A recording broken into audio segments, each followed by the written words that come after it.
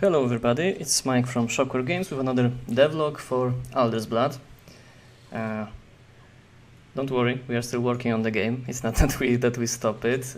We had a little bit of a hiccup, but we are back on track, and I would like you to update with all the stuff that we want to do for Alder's Blood, for what is planned for the game, and what changes, what stays, etc, etc. So starting with the least important stuff, the graphics will change. We want to change the hunters, change the looks of the hunters, change the look of the monsters. Why, right? You seem to like the game and then the looks. First of all, it's not exactly what I planned when I was pitching this idea to my team. So it was always bothering me that we didn't actually achieve what I was planning, and I think we stick too close to Bloodborne to a point where it could be a problem. So as you can see in the Photoshop right now, I prepared a series of different concept arts for our hunters, and this is more or less what we'll be going for in the next couple of months. I'm working on Alder's Blood.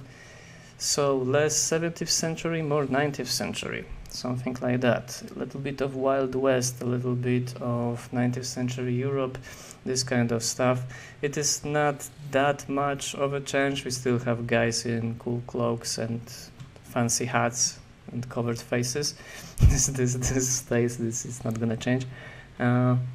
But why we are doing this, in the demo, as you could see, we were using skeletal animation. It's Anima 2D. It's add-on plugin to Unity that allows us to create skeletal animations. And as much as cool it seems, it's not that fun.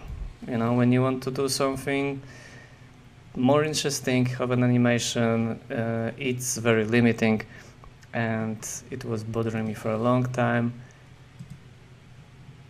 And I was trying to do some tests with stop motion animation, and these tests I think were quite successful. So we'll be going with this. With the stop motion animation, we have to draw every frame, but as me and Alex, we are both artists, right? It's not that much of an issue for us. It's even more natural for us to create something like that rather than chop the concept art into so many pieces and bind it to the bones, etc.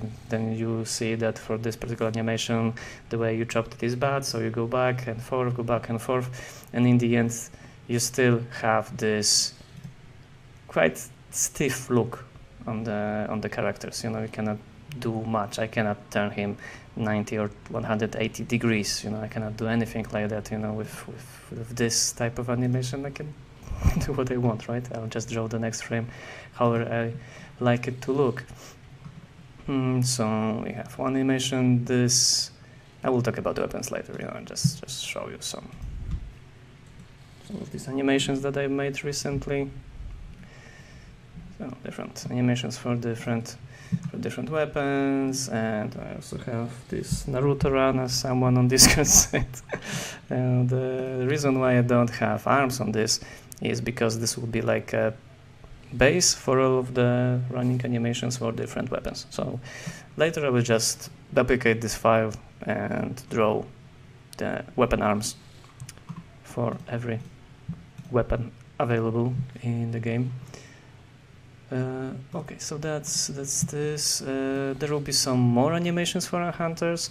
Like right now, even if you were near the cover, nothing was really happening, right? You were just standing there, and you were screened from the vision of the enemies. Right now, we want to show it. So when you'll be sitting next to the cover, there will be a special idle animation for that. So you will know that yes, you are hiding behind a cover, a low one and a high one, right? So So that's another change for the hunters. Okay, I have a list of stuff they want to talk about on the other screen. Classless Hunters. This is big. This is one of the biggest changes that we will have for Alder's Blood. In this build that we were showing you, every character was different, right? We have a Jäger that was equipped with this rifle and the Bardish. We have the Rambler with this strange Secator / blade, whatever, etc., etc.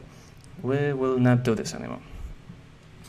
Every hunter will be like a canvas, and you will be able to equip it with anything you want, outfit it in any type of weapon, items, etc. There will be no restrictions to that. Why are we doing this, right? It was cool to have a Jäger or a Rambler. You will still have these guys. You know, you'll just give one guy a rifle and he will be pretty much our old Jäger. You know, you will give a different weapon and he will have an antiquarian. You know, you just give him a maul and some relics and that's antiquarian. We want to give you as much possibility of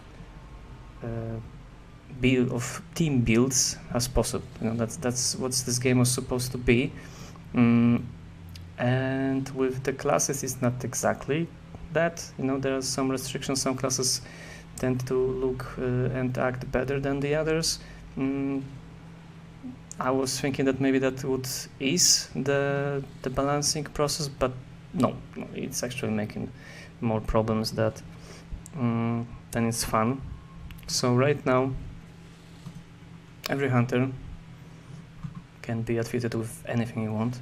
Like here we have a guy with the maul. This replaces the hammer, and there will be different skins. So you know, we'll still have antiquarian looks. You can still have Jäger looks, etc. You know, there's no problem with bringing this looks back with a little bit of tweaks, of course, because they are needed. You know, sometimes when you zoom out, there's too much detail in some areas. You know, we need to make this more clear, more visible, more readable for the players. So yeah, there will be some changes, some simplified shapes and less detail, more flat surfaces.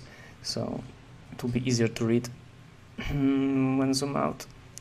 So that's it, right? Everyone is the same at the start. Then you give him weapons, give him items, give him armors, etc. And that's what makes them different.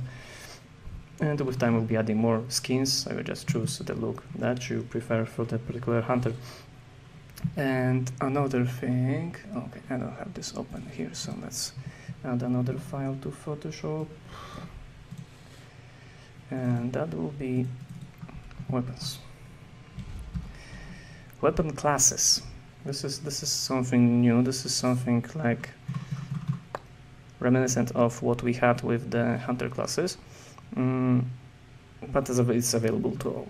So we will have 10 weapon classes total for Alder's Blood, 5 melee weapons and 5 ranged weapons. And in these classes there will be, of course, different types of these weapons. So the first one is the Greatsword. Greatsword will attack like the Bardish used to attack. So 3 hexes in this particular shape. The guy will take a huge swing and can attack up to 3 targets at once. Relatively high damage and some variants with different types of damages, etc. This thing, one of the first weapons designed for Alder's Blood that didn't make it to the build, unfortunately. Piston Spear. So this is something that is more mechanical in its nature. Basically, it will attack 2 hexes in front of the hunter. So more ranged weapon, you know, something that to get a little bit of cover. You can stay behind a low cover and attack it through it. or attack 2 enemies at once, however you place. Then we have the shotgun. This is something that I think the Boomer have, Crackerjack in our demo. So it's a melee / ranged weapon. It still acts more like a melee, right? Like that, but with different shape. It's more in this direction than it is here. Get the point. But you can load this with ammo, different types of ammo. This, of course, will be a loud weapon, but there will be different variants. Next is the rifle. It's a rifle, right? Single target, high damage, loud weapon, but the designs change, as you can see. This is not a 17th century musket anymore, not something like a 19th century early bolt action rifles, something like that. These are very early concepts. I will work on these. I think that this one in the middle and the last one are the closest to something I want to achieve with these basic bolt action rifles. Maybe even still black powder. This is just for the weapon nerds, right? For the gun nerds. What's important in gameplay? Single target, high damage, and you can load different types of ammo in it. Then we have pistols, something that we used to have in the early concepts for Jaeger, but we didn't go with it in the end. It comes back. I found a really cool looking these designs of early revolvers and work on that. The difference between the rifle and the pistols is that you always have a pair of pistols and you can shoot multiple targets during one turn. With rifles, it will immediately end your activation, not with pistols. So you can attack multiple targets with it. You can still load ammo in it. More versatile weapon. Moles, so something that we've seen here, right? This replaces the hammer. These are blunt weapons that will inflict relatively high damage. This is not something too crazy, but this is something that you want to use if you want to bring down the stamina down on the monsters. Maybe not every, but this is like the theme of this weapon, that it will bring down more stamina than the other types of weapons. And why is that so important? It's more important than it used to be. I will go to that later in this video. Okay, so let's go further. We have knives. This is like the equivalent of pistols, but silent. So you can throw a couple of them, but with no sound. There will be different types of these. So this is a very, very good weapon for like a ghost build, when you don't want to be seen at all, and bring down the stamina of monsters easily, and also put some of the special effects on the enemies, like the immobilizer or something like that, poison, etc., etc. So silent pistols, basically.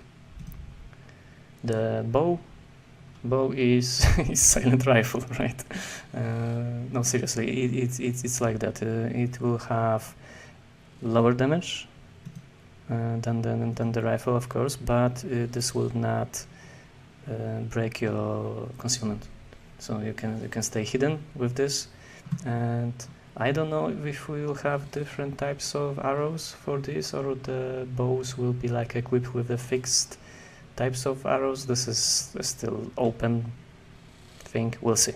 But the main thing is that this is a single target stealth weapon, basically. And the blades, these are simple, like short swords, different types of shapes. I was trying to make something like an Uruk-hai sword from Lord of the Rings or something. I think it's based on an African weapon, the second one. I have some, they had some crazy weapons that are really worth checking out if you're interested in this type of stuff. And it's something like a skinning knife. This is a weapon that will inflict special effects on the monsters. This will not deal high damage. It's 1 hex target. Things like that, you know. This is the weapon that helps other weapons inflict higher damage, basically. So you put some effects with these so the other weapon can be more effective later. So synergy weapon. And the last one is the axe. You've seen the animation before. And the axe is a very simple single target high damage dealer weapon. Simple as that. nothing too crazy, nothing too complicated. Your damage dealer, basically. So that's that. And why do we make these changes? Why is it so important to have these classes? We will be changing the stealth system a little bit. You know, right now, as you can see, you know, we can stay here. And basically, what the stealth does right now is that you can move around some of the enemies if you don't want to engage them, and that's pretty much it, right? Well, it changes. Again, this will be like a big packet, big pack of changes that will increase the stealth element of the game. So there's like elements so that we need to discuss to really explain this.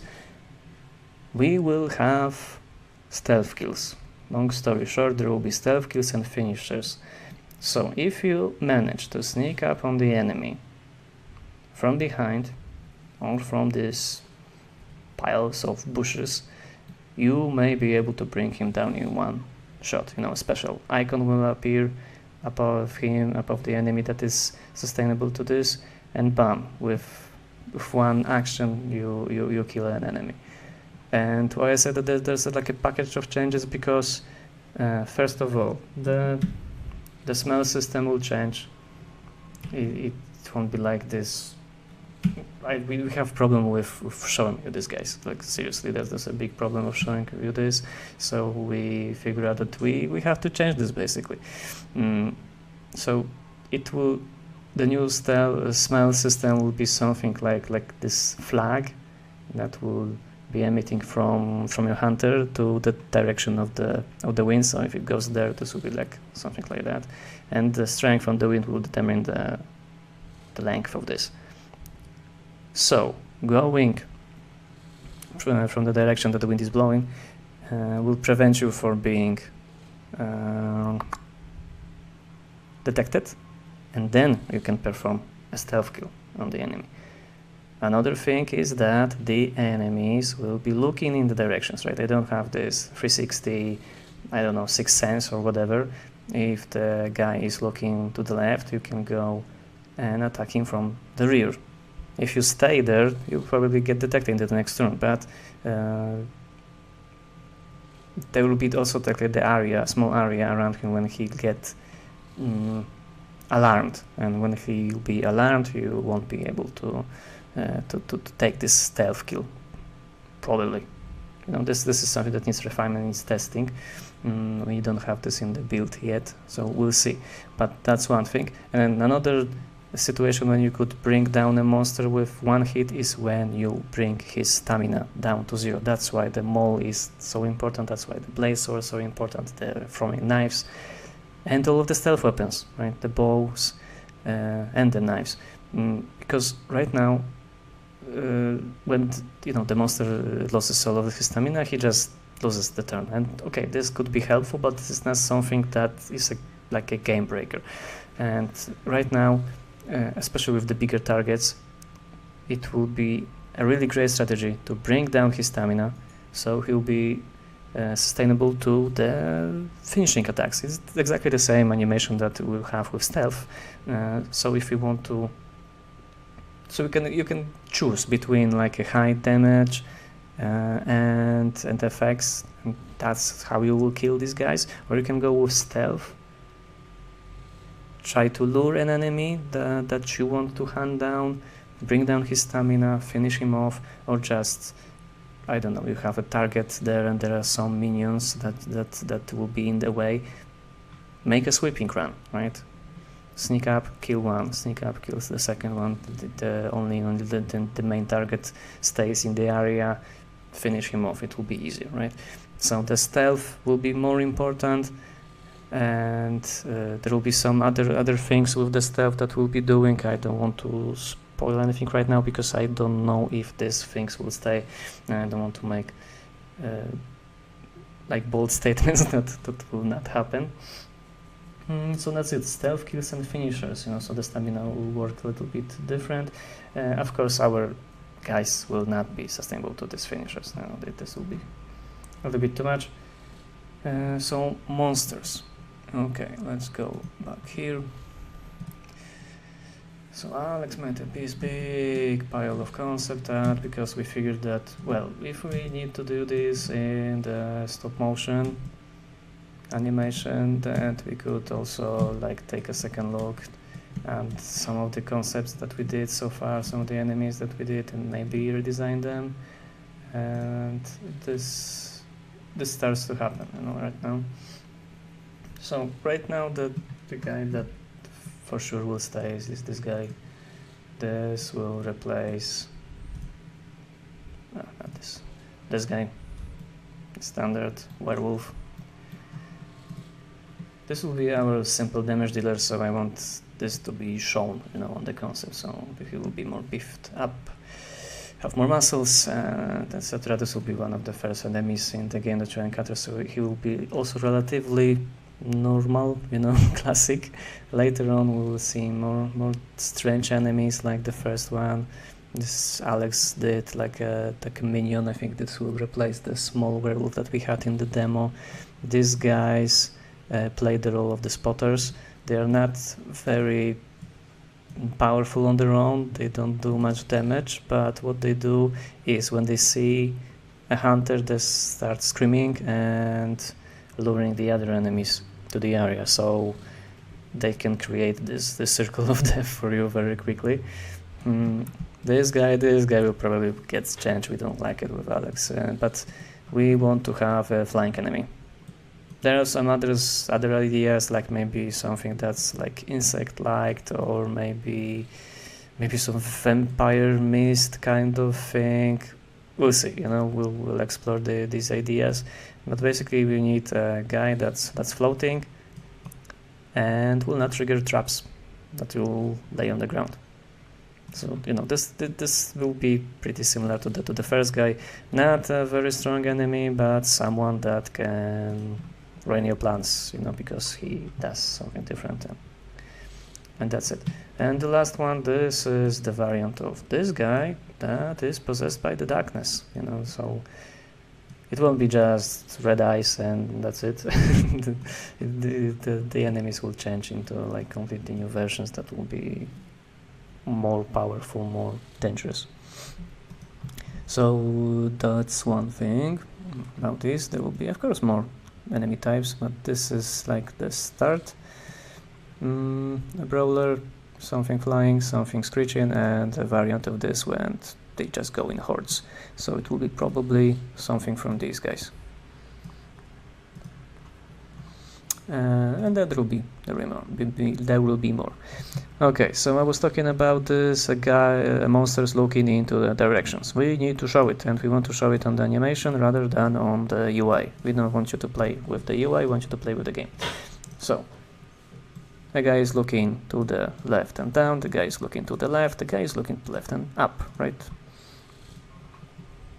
To the left, left down, left up. There will be no indication of the ground anymore. So you need to make sure, look at the animation where the guy is looking, so we can sneak up on the direction that he's not looking at. Alright, so that was it, Monster's Vision, we nailed that. And one of the most important things, really the biggest change, is the complete redesign of the strategy layer. during the Kickstarter campaign, we noticed that nobody was really excited about what we presented. This is also something that drains the theme, the climate of the game a bit. You know, we have this big map that's nothing really happening there, and it's not exactly what we want to give you. So we will change that. You know, this is a quick mock-up, of how things could look like. Basically, what this game will be about is your hunters will travel in something called caravan. So we'll have these guys on horses, some wagons, imagine something like a gypsy wagons, and they will travel from place to place, and these places will be shown here, right? Like right now in King's, we're in King's Rest, in Pudrid Groves. There you can see, that this is like one big cemetery, and that's how it looks like. You click embark, you choose a new place, then probably a map will pop up, you choose the direction, everyone will go there, and this will change, right? We'll have some type of animation here that will transition from this to the next one, probably something like with planes. And the guys will go to a new place where there will be different types of contracts, or maybe something like a courier or whatever, I don't know, event, something like that. Something's happening, we need to investigate. Sometimes you'll be able to talk to a guy, or just travel to the place where the contract needs to be made, and you click and there's a mission, right, from a guy from a different place who asks you to do something. The great houses stays. They will be the main guys that will give us the contracts. Even if someone from a village will give us the contract, they will probably be connected to one of the great houses. The villages is owned by one of these. You will gain loyalty of this house, or friendship with this house. And what it does, there are some thresholds, and when you gather enough of these thresholds, you will receive blueprints for new weapons and gear. So this is one of the main reasons to gain the really cool stuff. Each of the houses will specialize in something different. So, for example, House Blackwell maybe more specialized in the old weaponry. So things like these great axes or great swords, while the House Barca will probably give you better rifles, pistols, and shotguns, things like that. And there will be House Main that will specialize in black magic, so you'll get some curses and things like that, hexes. Basically, we want to add less mechanical stuff and more like this black magic, dark rituals things. So the example would be, instead of giving you a trinket that is like a mechanical thing that generates sound, we want to give you something like a stone that you will throw on the ground, and this will summon like a demon face, or I don't know, something like an undead face, ghostly face that starts screaming, and this generates sound, instead of something as simple as a noise grenade. So some things like that. There will be more of these. And this will play with the darkness system. So the more dark stuff you use, the more darkness there will be. You see, I think it will be really cool. So we'll try to work basically to give it a better look, a better feel, even in the strategy layer. So you're not just left with a plain boring map, but something's happening. You travel from place to place. You can camp. Right, this will change. You will have a nice illustration with the wagons, people sitting by the fires, and you can basically prepare new gear, craft something, look at your hunters. Right, this will be the management screen, and also this will allow you to stay in the camp, for a couple of days, maybe heal your guys for a bit.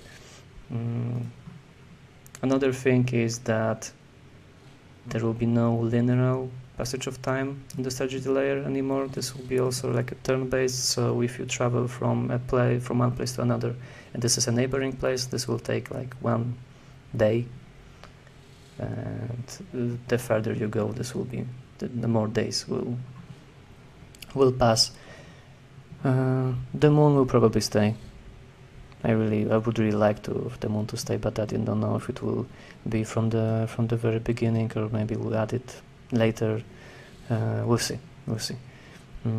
So I think that's it. I think I nailed all of the changes that we have for this. What about the dates or anything like that? I don't have an answer for you for that. We are talking with publishers. That there are some things cooking up, but I haven't signed anything yet. But we decided that whatever happens, at least part of the team will keep working on the game, so it will slowly develop. Maybe with time we could do something with a publisher, so keep this going. If everything goes well, we'll probably have a second Kickstarter campaign with a lower goal for that. And I think that's all. I think that's all. And if you want to follow me on this, because I will be I think fueling all of the updates with the game, then I think the best place to follow me will be Twitter.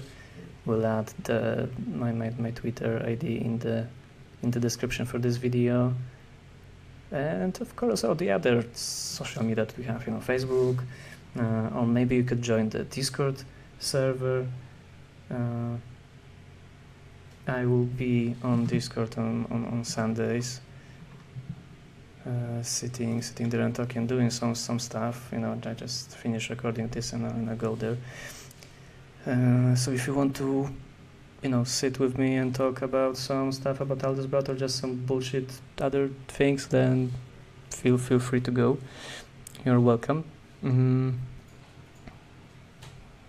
And I think that's it. I think that's really it. We should wrap this out. So if you are still following us, then thank you that you didn't lose faith in this project. And we'll try to be more consistent in our updates in the future, so you will know what's happening, what's cooking. And let's hope that everything goes well and we will bring this project back to life. Okay, so thanks again, and see you on the next one.